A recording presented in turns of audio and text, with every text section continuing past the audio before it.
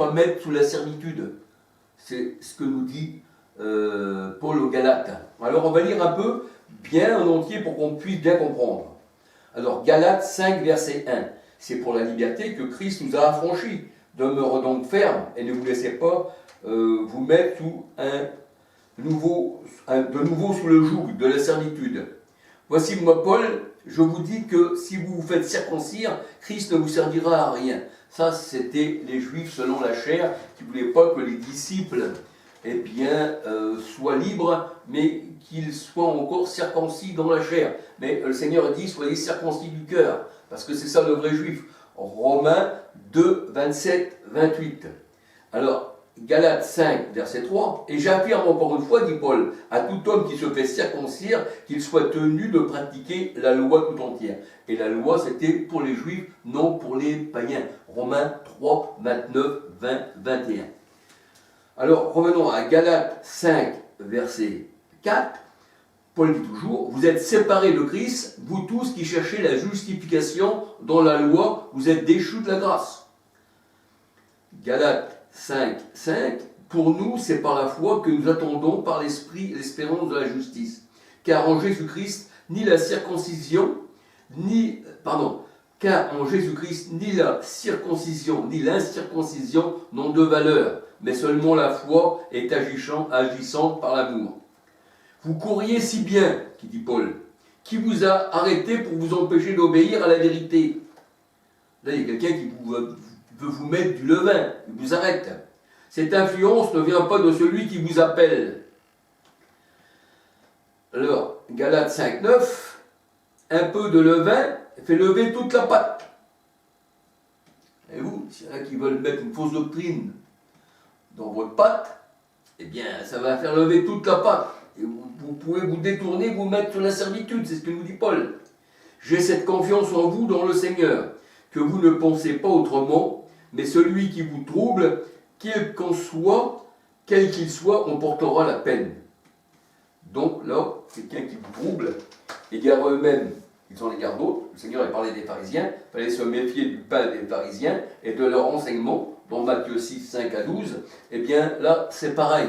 Il y en a qui vous influencent. Et combien, dans le monde, je vois des fois, quand on parle à des personnes, eh bien, les soi-disant pasteurs, ou alors ceux qui ont un peu de zèle aussi pour leur assemblée, je veux dire, qui n'existaient même pas au temps du Seigneur, c'est venu beaucoup plus tard, eh bien, quand vous parlez à ces gens-là, eh bien, on voit tout de suite qu'il y a quelqu'un qui arrive là, puis ils veulent mettre du levain, pour pas que la personne écoute.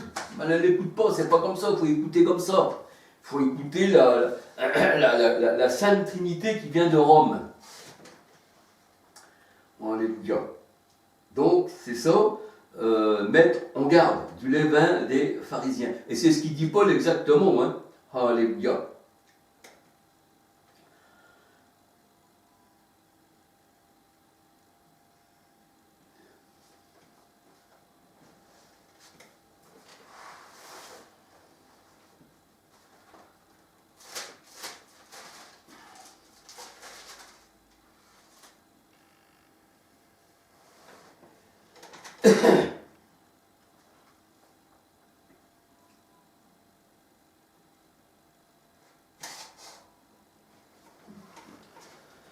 Excusez-moi, frères et sœurs, si c'est un peu long, mais gloire au Seigneur. On prend le temps pour le monde, prenons le temps pour la parole de Dieu, alléluia.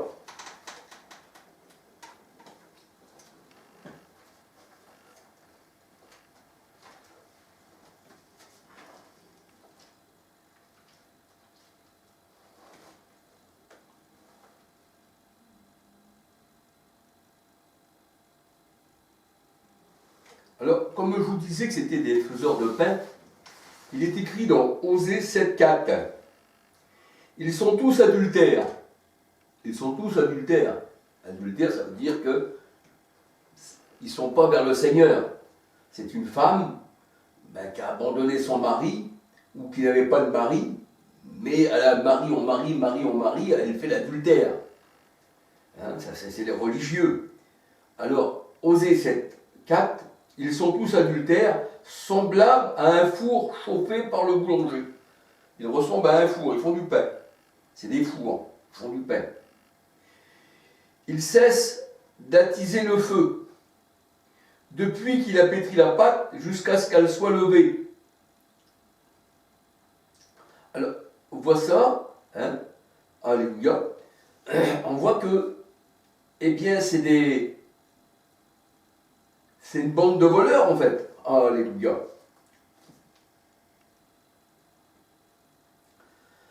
Alors, Osée 7, verset 3-4. Osée 7, verset 3-4. Alléluia.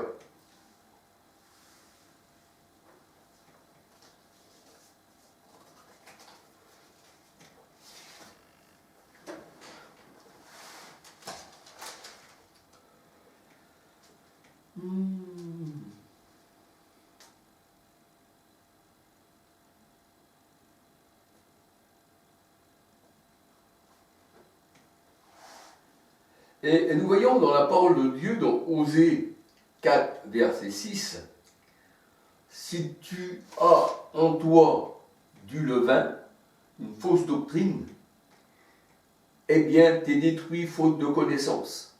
C'est ce que nous dit le Seigneur. Et si tu n'as pas de connaissance, je te rejette de mon sacerdoce. Tu ne peux pas être un sacrificateur, une race royale. Osée 4, verset 6. Alléluia.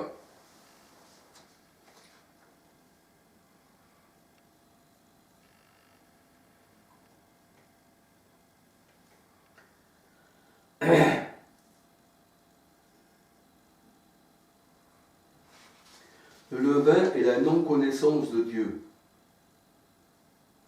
C'est un esprit antichrist. 1 Jean 4, versets 1 à 6. Un esprit qui s'oppose à l'Esprit Saint. C'est ce que nous dit la parole de Dieu. Qui s'oppose à Christ. 2 Jean 6 à 11. Ce sont des esprits mauvais. 1 Timothée 4, versets 1-2. 2 Timothée 3, 8, 9, 10. Des cœurs incirconcis. Marc 7, versets 14 à 23. Romains 2, 27, 28, 29. Incirconcis de la main de Christ. Colossiens 2, verset 11.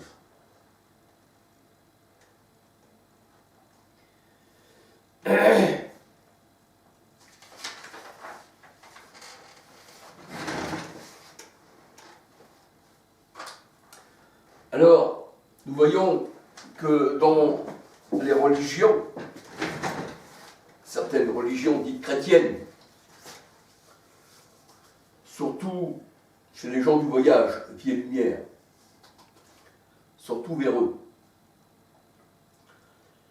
eh bien, ils prennent du pain, ils le mettent sur la table, dans une corbeille, ils le cassent, voilà.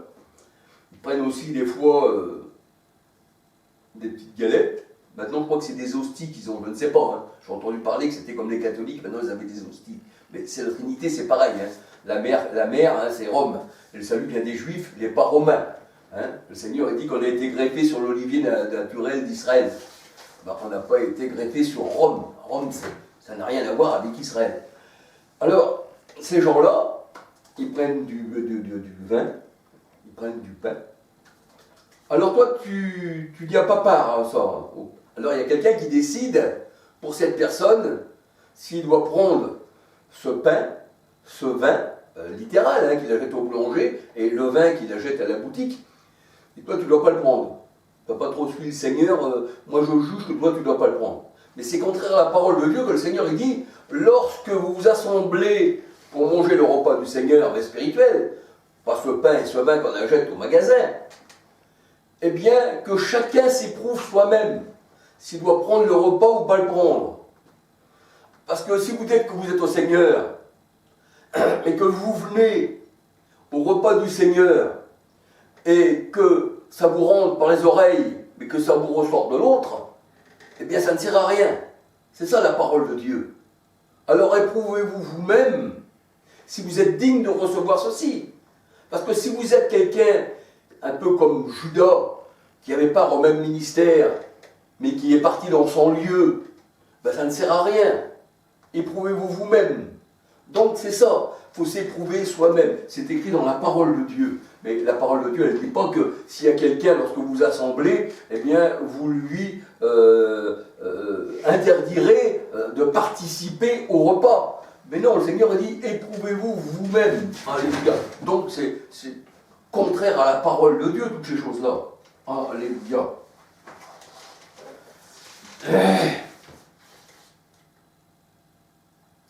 Parce que le pain et le vin représentent le corps du Christ, représentent sa parole, représentent la vie du Christ. Celui qui me mange vivra par moi. Celui qui boit mon sang et mange ma chair vivra par moi. Jean 6, 57. Je suis la vie. Je suis l'agneau qui ôte le péché du monde. Matthieu 26, versets 26-29. Marc 14, versets 12-16.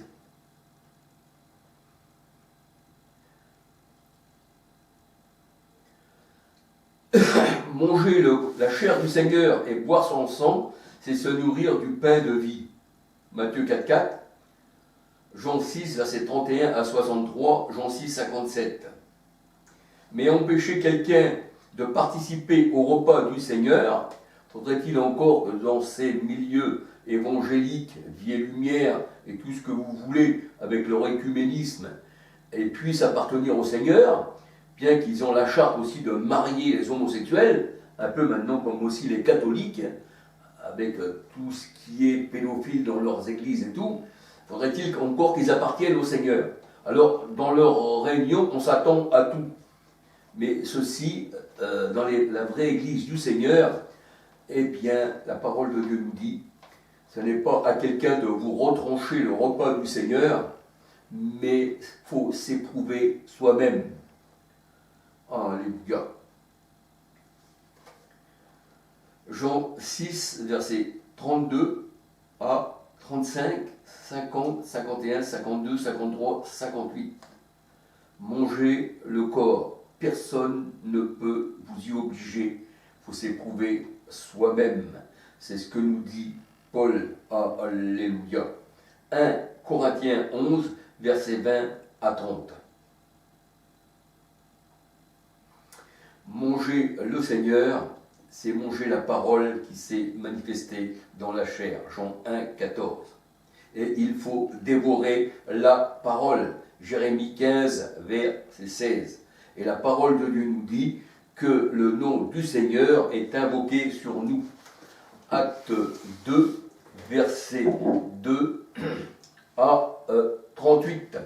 Quiconque invoquera le nom du Seigneur sera sauvé de ses péchés. Surtout Israël qui avait péché, qui s'était tourné vers les veaux d'or. C'est pour ça que le baptême de Jean-Baptiste était un baptême de repentance pour les Juifs qui adoraient les Baals, qui adoraient les dieux d'Égypte. Et la parole de Dieu nous dit dans Luc 7,30 que les Juifs qui ne s'avaient pas fait baptiser du baptême de Jean-Baptiste avaient annulé à leur égard les desseins de Dieu. Ils ne voulaient pas que le nom du Christ soit invoqué sur eux. Quand tu invoques le nom du Christ, ça veut dire que tu l'as reconnu. Je t'invoque, Seigneur, parce que tu es l'agneau qui ôte le péché. Et Jean-Baptiste disait aux Juifs, voici l'agneau qui ôte le péché du monde. Jean 1, 31, Jean-Baptiste a été envoyé devant Israël pour annoncer le Christ. Luc 1, verset 80. Alléluia. Et la parole de Dieu nous dit que le nom de cet agneau est la parole de Dieu. Apocalypse 19, 12, 13. Alléluia. Ça veut dire que c'est la parole, c'est l'épée, c'est l'esprit. Alléluia. Parce que de la bouche de Jésus-Christ sortait une épée. C'était la parole. Et le Seigneur a dit, je les détruirai du souffle qui sort de ma bouche, de l'épée qui sort de ma bouche, de la parole qui sort de ma bouche. Et il disait à Jérémie, Jérémie depuis si c'est 5,14, eh bien, Jérémie, ma parole dans ta bouche sera du feu, et le peuple sera du bois. Et quand tu vois l'Éternel, quand tu le vois, quand tu touches comme les disciples ont vu et qui ont touché, la parole de Dieu nous dit, eh bien, tu bois et tu manges. Quand tu vois l'Éternel, quand tu vois la face du Seigneur, tu bois et tu manges. Exode 24, verset 11, Luc 13, 26, Acte 10, verset 41. Alléluia. Gloire au Seigneur.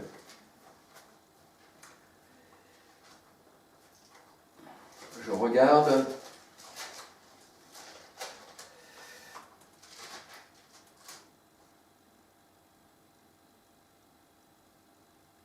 Alors, Acte 10, 41. Alléluia. Nous avons mangé et bu avec le Seigneur. Quand tu vois le Seigneur face à face, tu bois et tu manges avec lui. La parole de Dieu nous dit qu'il a mangé avec les prostituées, il a mangé avec les gens de mauvaise vie, il était venu pour les malades. J'étais malade, Seigneur, mais tu m'as guéri spirituellement. Alléluia. Alors je ne veux pas aller plus loin, parce que ça fait déjà un bout de temps que je parle, de la part du Seigneur. Alléluia. Excusez-moi, parce que des fois je suis un peu discret, c'est pour ça que quand je regarde dans les versets, parce qu'il suffit que je parte, que je revienne, j'écris, puis après je ne suis plus dans le verset, je suis sur un autre. Alors je fais attention à ça. Alléluia. Et bien que le Seigneur vous garde et que le Seigneur vous bénisse. Alléluia. Gloire au Seigneur. Gloire à son nom. Alléluia. Je reviendrai aussi au péché originel. Quand j'aurai un temps devant moi, je viendrai au péché originel. Alléluia. Mais rien où il vient le péché. Comment le péché est conçu. Alléluia. Gloire au Seigneur. Alors soyez tous bénis, que le Seigneur vous garde. Et à la prochaine vidéo. Gloire au Seigneur Jésus-Christ. À Yeshua Messia.